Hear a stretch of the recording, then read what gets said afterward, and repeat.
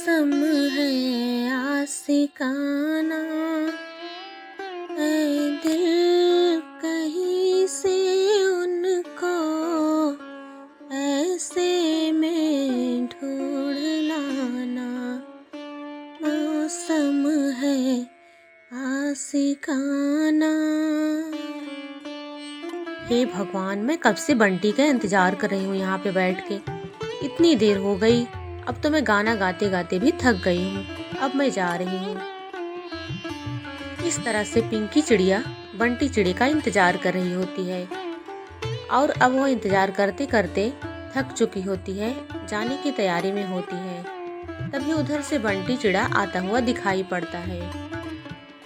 तभी पिंकी मुंह बनाकर कहती है, लो आ गए जनाब, 1 घंटे से इंतजार कर रही हूँ मैं यहाँ पे बैठ के। अब मैं जा रही हूँ, रहो यहाँ पे अकेले। बंटी चिड़ा कहता है, अरे पिंकी, थोड़ी देर और रुक जाओ ना यार। सॉरी, मुझे आने में बहुत देर हो गई, मैं जानता हूँ। आगे से ऐसा बिल्कुल भी नहीं होगा, मैं प्रॉमिस करता हूँ। सॉरी। इस तरह से पिंकी मान जाती है और बंटी चिड़ा कहता है, अच्छा ठीक है, तुम तो बहुत ही अच्छा गाती हो ना, मुझे भी एक गाना सुना दो। और इस बात पर पिंकी बहुत ही खुश हो जाती है और कहती है, अच्छा ठीक है, सुनाती हूँ। पिया सोचिया में समाए गयो रे, कि मैं तन मन की सुध बुध गवा बैठी। हर आहट पे समझो आए गयो रे, झट घूंघट में मुखड़ा छुपा बैठी। पिया सोचिया में समाए गयो रे। पिंकी और बंटी का ये प्रेम प्रसंग चल ही रहा था कि पीछे से लूसी कबूतरी इन्हें देख लेती है। बंटी का तो बुरा हाल हो जाता है उसे देखकर। वह कहता है, अरे पिंकी, ये मेरी दीदी की सहेली है, अभी तुरंत जाके ये चुगली करेगी मेरी दीदी से। अच्छा पिंकी, मैं अभी जाता हूँ, हाँ अपना ख्याल रखना और अपने घर चली जाना जल्दी। मैं जा रहा हूँ पिंकी, बाय, मैं फिर आऊँगा तुमसे मिलने। इस तरह से बंटी पिंकी से कहकर वहाँ से जल्दी से रफू चक्कर हो जाता है और रास्ते भर सोचता ही जाता है कि हे भगवान, ये मुझसे पहले पहुँचकर भी मेरी दीदी से जरूर चुगली करेगी। और होता भी वही है। और लूसी कबूतरी तुरंत ही टुनटुनी के घर पहुँच जाती है और टुनटुनी कहती है, आओ लूसी, घर के अंदर आओ, चलो बातें करते हैं। और दोनों घर के अंदर जाती हैं। लूसी सोच रही थी कि आज मैं टुनटुनी से जरूर बताऊंगी कि जिस भाई को वह इतनी मेहनत से पढ़ा लिखा कर बड़ा अफसर बनाना चाहती है, वह कौन सा गुल खिला रहा है।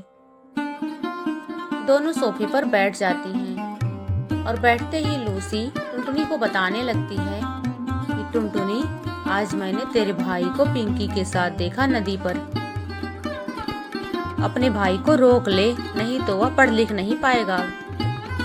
दोनों की अभी उम्र ही क्या है। इस तरह से टुनटुनी भी सोच में पड़ जाती है और कहती है, अच्छा लूसी, ठीक है, अच्छा किया तूने बता दिया मुझे, आज आने दो उसे, मैं उसकी खबर लेती हूँ। मम्मी पापा के जाने के बाद से उसकी जिम्मेदारी मुझ पर ही है। कितनी मेहनत से मैं उसे पढ़ा रही हूँ और उसे कोई फिक्र ही नहीं है मेरी। मैं उसे किसी गलत रास्ते पर नहीं जाने दूंगी। मम्मी पापा का सपना था कि मेरा भाई और मैं दोनों पढ़े लिखे और बहुत आगे बढ़े। मैं उनका सपना जरूर पूरा करूंगी। टुनटुनी को जब से लूसी ने बताया था कि बंटी और पिंकी छुप छुप कर मिल रहे हैं, तब से उसे बहुत ही टेंशन हो गया था, क्योंकि वह चाहती थी कि पहले बंटी पढ़ाई करे, उसके बाद इन सब चक्करों में पड़े। वह बाहर ही बैठकर बंटी का इंतजार करने लगी। वह अपने मन में बहुत सारी बातें सोच रही थी कि बंटी को ऐसे समझाऊंगी। तभी बंटी आता हुआ दिखाई पड़ता है और वह पहले से ही डरा सहमा सा होता है। आकर बैठ जाता है और कहता है, दीदी, मुझे भूख लगी है, चलो मुझे खाना दे दो। यहाँ बाहर क्यों बैठी हुई हो, अंदर आओ ना। टुनटुनी कहती है, बंटी, हाँ मैं चलो तुम्हें खाना दे दूंगी, लेकिन मुझे तुमसे बहुत जरूरी बात करनी है। बंटी कहता है, क्या हुआ दीदी, मुझसे कोई गलती हो गई है क्या?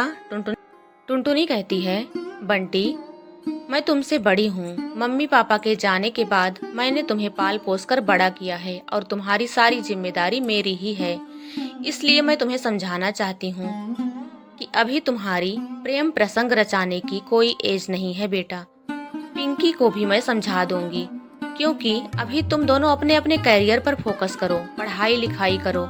अभी अगर तुम भटक गए तो बाद में तुम्हारा ना तो करियर बन पाएगा और ना ही तुम अपने वैवाहिक जीवन में सफल हो पाओगे।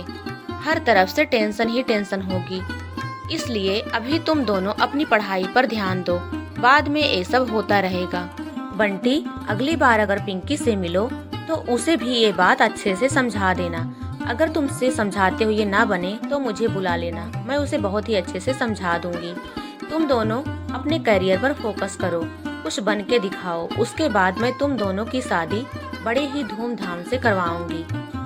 बंटी समझ जाता है और कहता है, ठीक है दीदी, मैं पिंकी को जरूर समझा दूंगा। दीदी, आपको पता है पिंकी बहुत अच्छा गाना गाती है और अपना करियर भी इसी क्षेत्र में बनाना चाहती है। टुनटुनी कहती है, ठीक है बेटा, उसे बनाने दो ना करियर। तुम दोनों एक दूसरे को डिस्टर्ब मत करो, अभी अपना करियर बनाओ, उसके बाद शादी विवाह तो होता रहेगा। दोनों हंसने लगते हैं और सब कुछ ठीक हो जाता है और अब टुनटुनी की चिंता भी खत्म हो जाती है। दोनों अच्छे से रहने लगते हैं।